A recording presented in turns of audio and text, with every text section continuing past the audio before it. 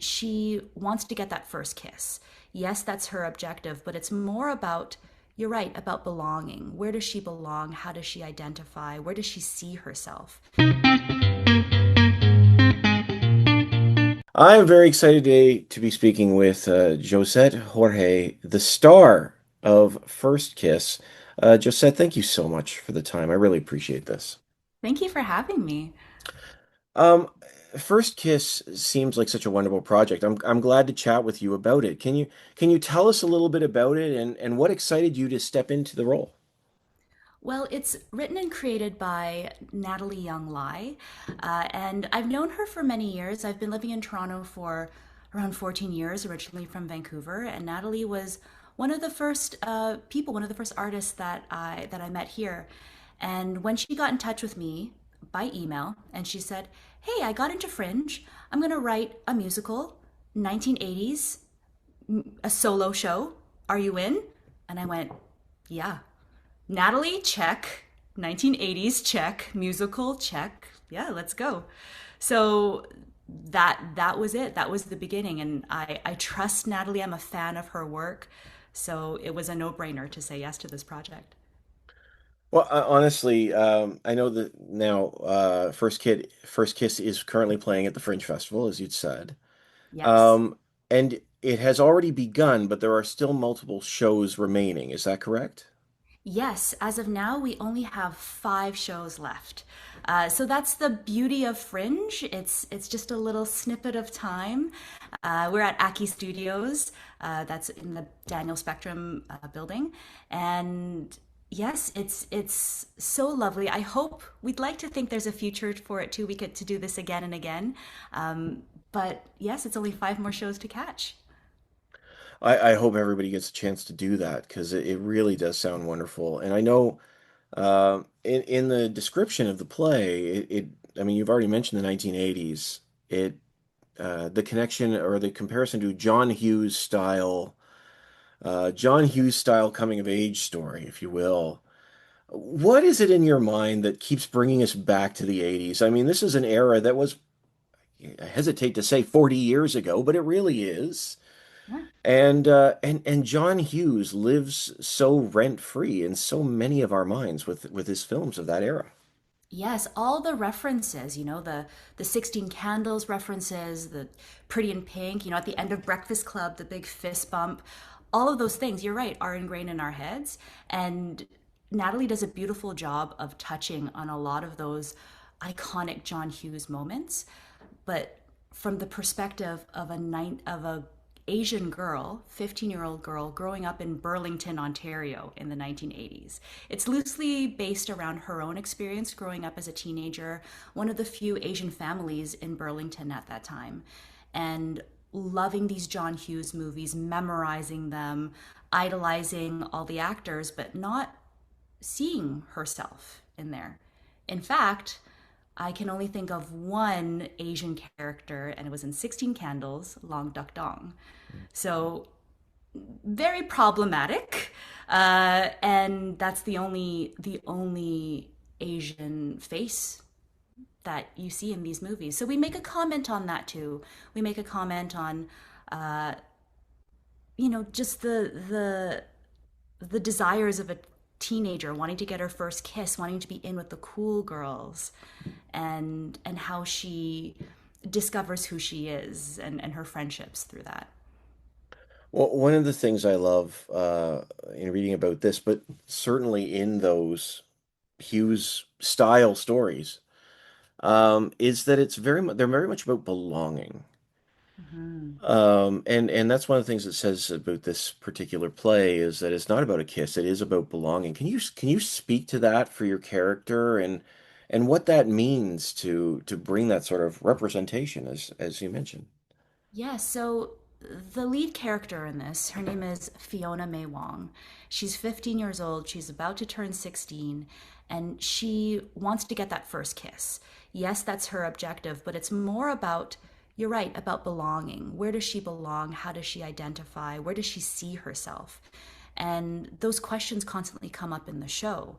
She watches these movies, she reads, the Teen Bop 17 magazines, doesn't see herself in there too, doesn't see herself and her features, her dark hair, her nose, her eyes in these magazines and these ideals of beauty.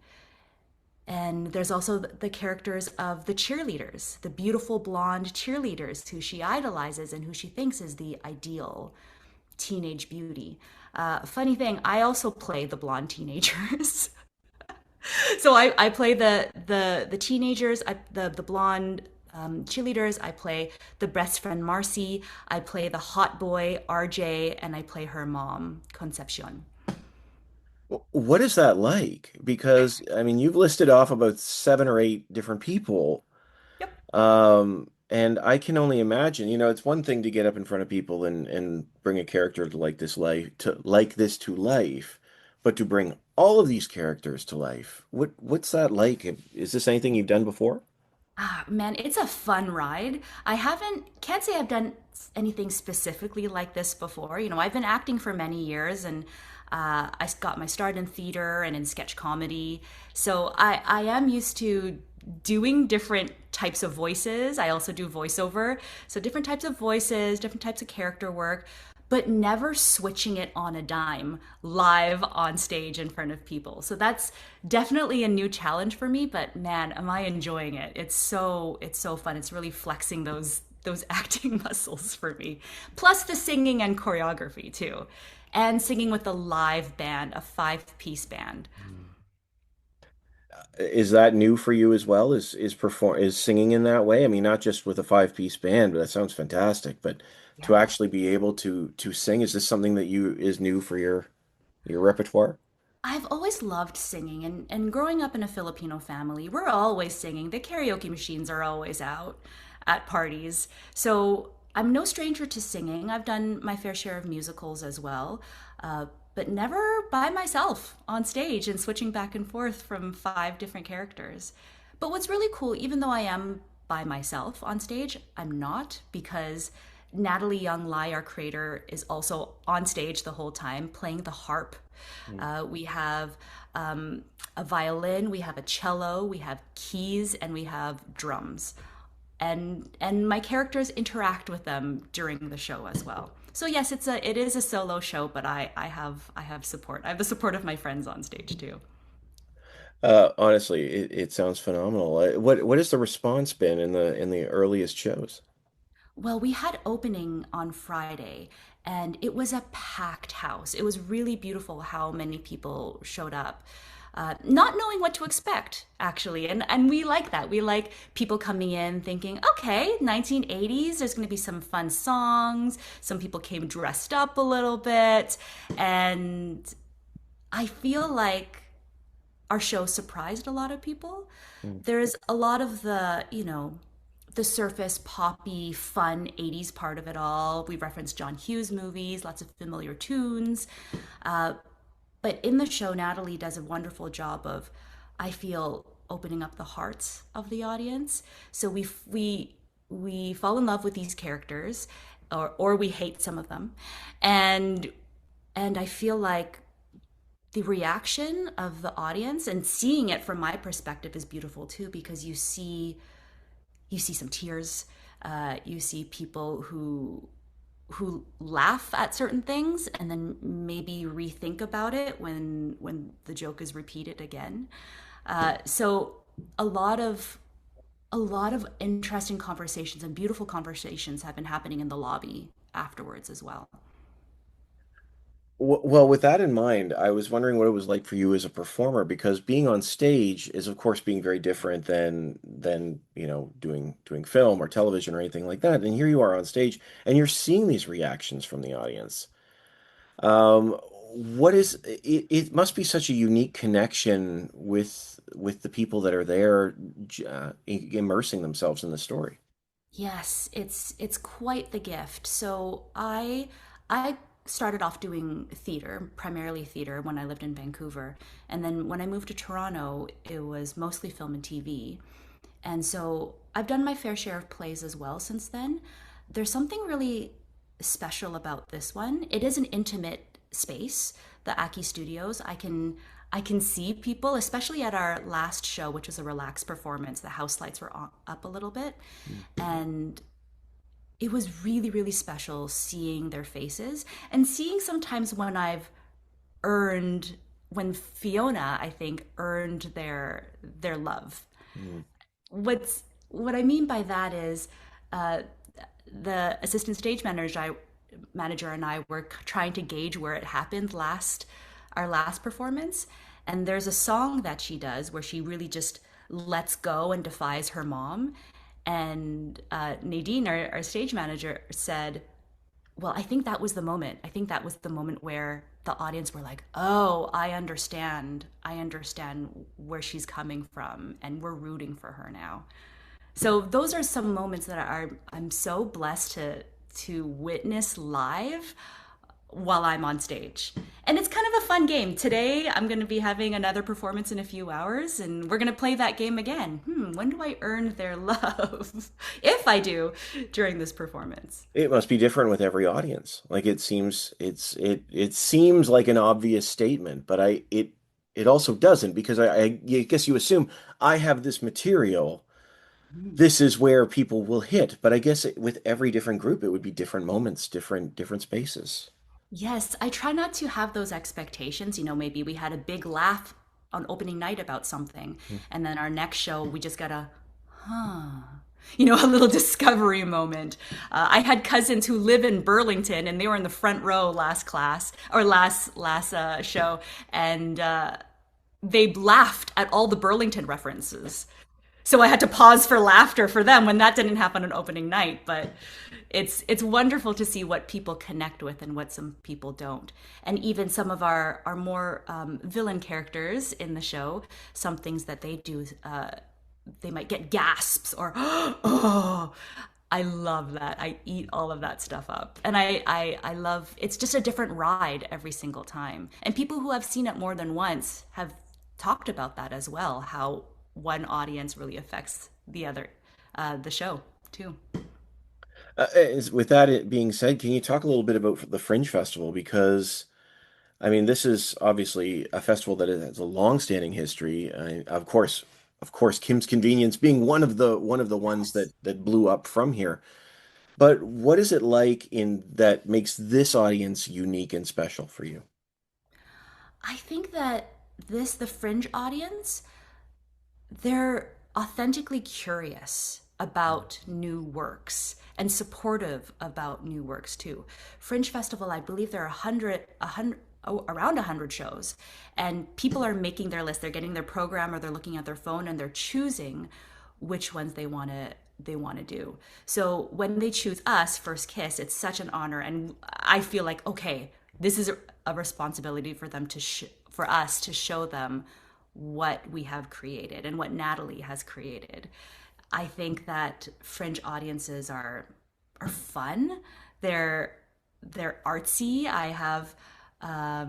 I'm a Fringe audience member myself too. I did fringing in Vancouver, and I was part of a sketch comedy team in Vancouver as well years ago. So, I plan to do it on tomorrow. Tomorrow's my day off, and my husband and I, we have our passes, and we're just going to be flashing them at shows and doing a whole Fringe binge tomorrow.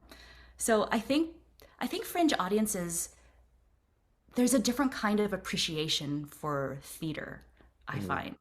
And it's hopeful and it's optimistic and it's curious and it's encouraging. That's what I feel too with this audience. Tickets are what, $15 plus tax? So people are coming in being like, okay, I'm spending my $15 on here and I'm giving this show a chance. Whereas other shows, we might spend over $100 on them and we sit there and be like, all right, I want to be impressed. Let's go. I feel like there's a lot of love and encouragement and optimism with Fringe audiences. I love that. I love that because yeah, it seems like one of those experiences where you step in with open arms Hmm. and just sort of embrace like what will I see today? Yeah, And I love that. I love that about this sort of thing. It's just incredible. it's really cool, and the type of people that show up, I've met new artists, I've met people who are still in theater school, Talk about Kim's Convenience. In's Choi is coming to one of our shows this week. I've worked with him on another show, one of his other shows, Bad Parent, in the past. So we have some heavy hitters as well coming, fringing as well. So it's just a wonderful mix of artists at different levels, but all equally appreciative of new works. Well, having said that, Josette, I see, as we're starting to run out of time. Hmm. Um, how can people find First Kiss? How can they be there for part of this? Well, we have an Instagram handle as well at First Kiss Musical. You can also find us on the Toronto Fringe website. It's a quick Google First Kiss Toronto Fringe, and you'll see us. You'll see the shows that we have, the 5 shows that we have remaining. And you can follow me as well at Josette Jorge on Instagram. And it's all posted there, all the information, and all fun little clips that we've been doing in our 80s costumes too. Honestly, I love it, and I really hope everybody gets a chance to check it out. Now there's still 3 shows left. There is still time. Um, Yes, hope I you will get it. quickly read out Oh, those shows. please do. We have today at 4 p.m., July 6th, July 8th at 6:30 p.m., July 9th at 8:45 p.m., July 10th at 3 p.m., and July 11th at 10 p.m. at Aki Studios close to Dundas and Parliament. Fantastic. Fantastic. Honestly, thank you so much for your time, Josette. I really appreciate it. And First Kiss sounds fantastic, so I hope everybody gets a chance to check it out. Thank you. Thank you so much. Thank you. Have a great day. You too. Thanks. Bye-bye.